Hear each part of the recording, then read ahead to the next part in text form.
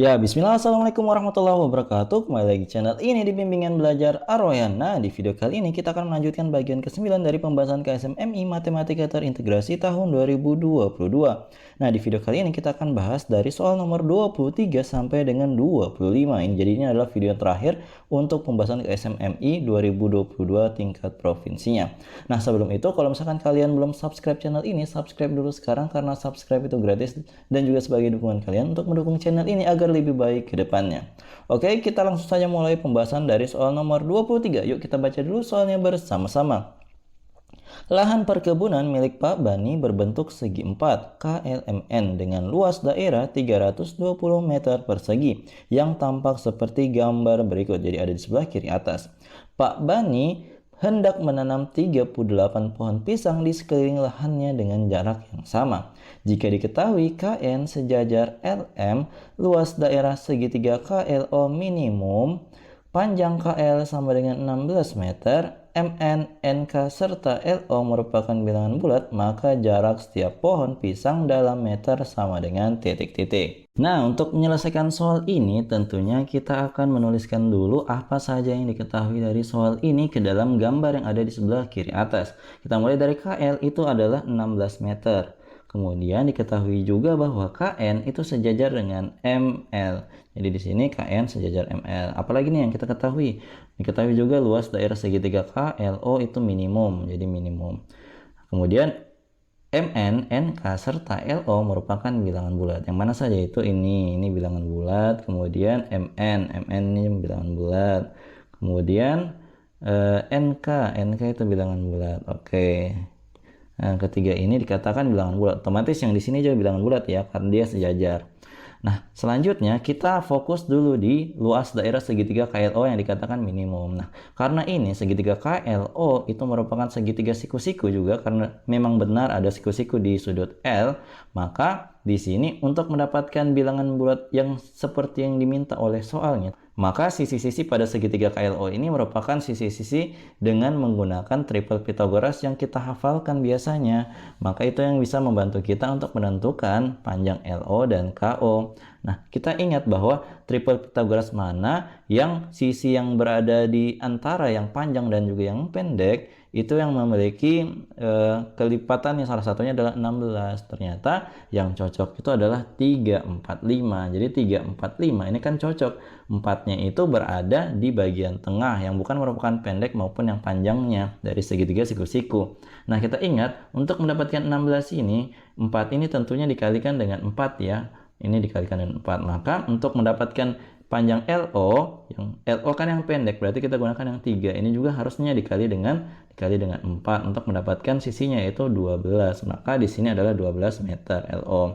Nah, selanjutnya untuk sisi miring yang berada di depan sudut siku-siku yaitu garis KO, maka ini bisa kita peroleh dengan cara 5-nya ini dikalikan dengan 4. Dapat deh hasilnya adalah 20. Maka kita tuliskan di sini 20 meter. Nah, ketika KO 20 meter, otomatis NM-nya juga 20 meter karena ini adalah saling sejajar ya. Kemudian, apa yang harus kita lakukan dengan informasi ini? Kita akan menghitung dulu nih luas dari segitiga KLO yang kita sudah mengetahui panjang sisi-sisinya. Maka kita tuliskan untuk luas yang diketahui awalnya dulu ya. Kita tuliskan kembali luas dari KLMN yang merupakan kebun milik Pak Bani ini totalnya kan 320 meter persegi. Ini kita tuliskan dulu. Nah, selanjutnya yang harus kita tuliskan adalah luas dari segitiga KLO yang kita sudah ketahui alas dan tingginya. Jelas alasnya adalah 12 meter sedangkan tingginya adalah yang 16 meter. Maka kita tuliskan dulu rumusnya 1/2 kali alas kali tinggi atau sama dengan 1/2 kali alasnya 12 kali tingginya 16. 16 bagi 2 dapatnya 8. 8 kali 12 dapatnya 96. Nah, ini adalah luasnya 96 meter persegi. Nah, kalau misalkan kalian sudah mengetahui yang ini 96 meter persegi, otomatis yang jajar genjang NMOK, maka kita bisa mengetahui besarnya. Jadi untuk luas dari MNKO itu berarti sangat mudah, 320 kita kurangkan dengan 96. Dapat deh hasilnya adalah 224 meter persegi. Nah, terus apa yang harus kita lakukan dengan luas jajar genjang ini? kita akan mencari panjang yang belum diketahui, yaitu yang ini, MO atau yang NK. Caranya gimana? Kita akan menggunakan rumus jajar genjang juga untuk mendapatkan salah satu sisinya ini. Jadi jajar genjang kan rumusnya adalah alas kali tinggi ya luasnya. Maka kita mau pilih nih mana alas, mana tinggi yang akan kita gunakan. Nah, seandainya kita mau gunakan yang NK, yang ini sebagai alasnya, kita tidak tahu berapa tingginya ini. Kita tidak tahu. Tetapi kalau kita gunakan sisi yang satunya sebagai alasnya, sisi yang mana? Sisi yang ini. Kita gunakan sisi MO sebagai alasnya, maka kita bisa mengetahui tingginya. Tinggi kan harus tegak lurus ya.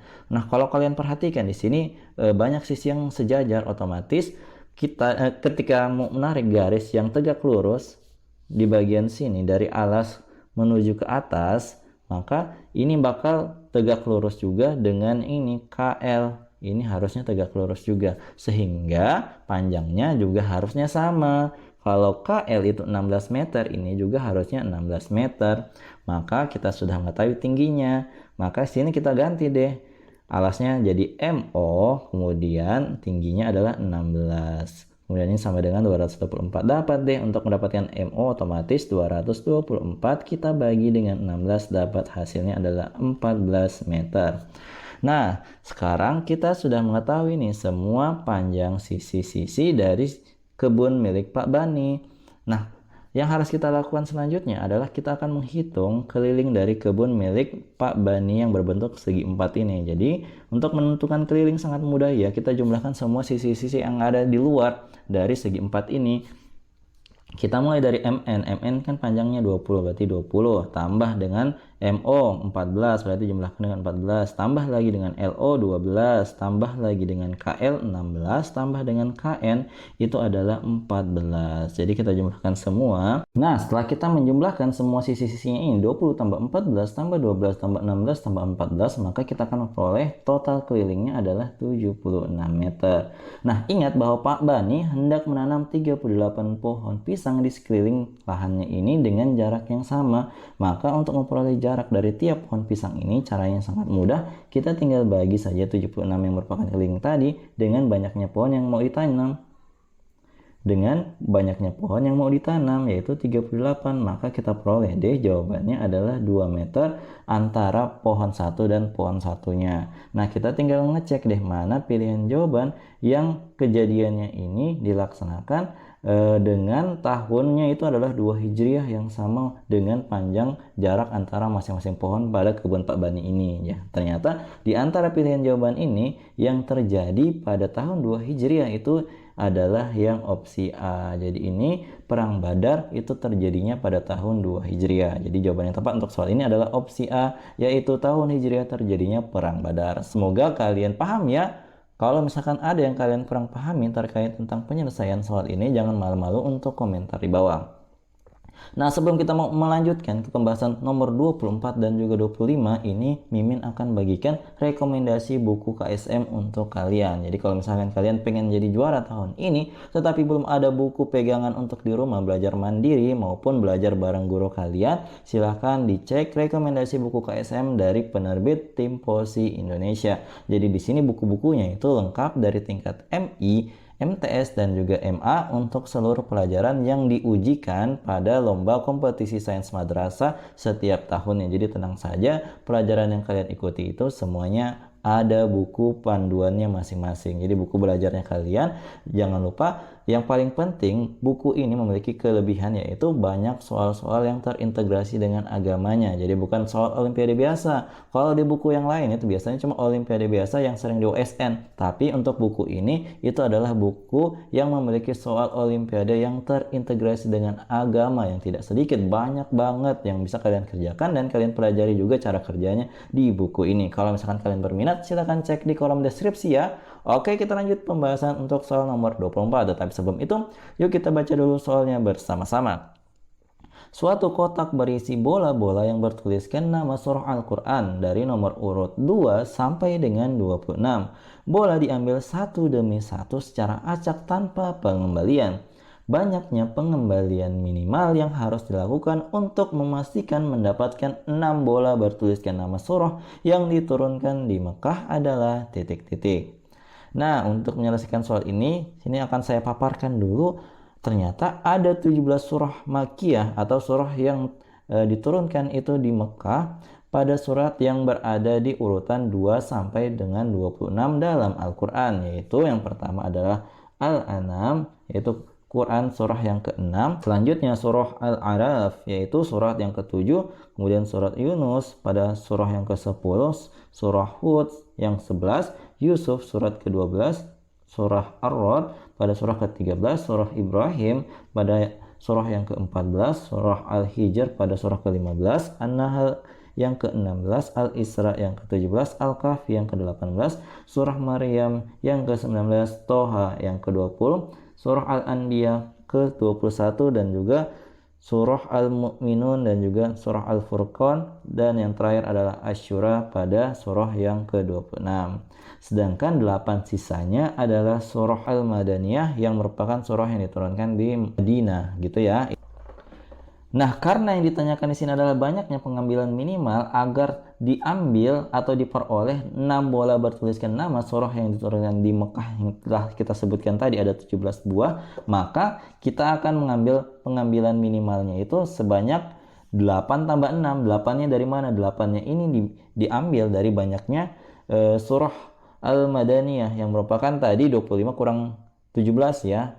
Nah, kita peroleh 8. Kemudian bukan hanya itu saja, kita akan jumlahkan dengan 6 bola karena diminta adalah minimal 6 bola yang bertuliskan 6 nama surah dari surah-surah yang turun di Mekah, sehingga banyaknya pengambilan minimal agar terjadi kejadian yang diminta oleh soal ini adalah dengan cara menjumlahkan 8 tambah 6, yaitu kita dapat jawabannya adalah 14 bola. Jadi dalam pengambilan 14 bola tanpa pengembalian ini sudah dijamin 100% ada 6 bola bertuliskan nama surah yang diturunkan di Mekah seperti itu. Jadi di sini kuncinya adalah kalian harus menghafalkan nama-nama surah yang turun di Mekah dan juga di Madinah untuk mendapat jawaban atau penyelesaian dari soal yang seperti ini. Oke, kita lanjut ke soal selanjutnya.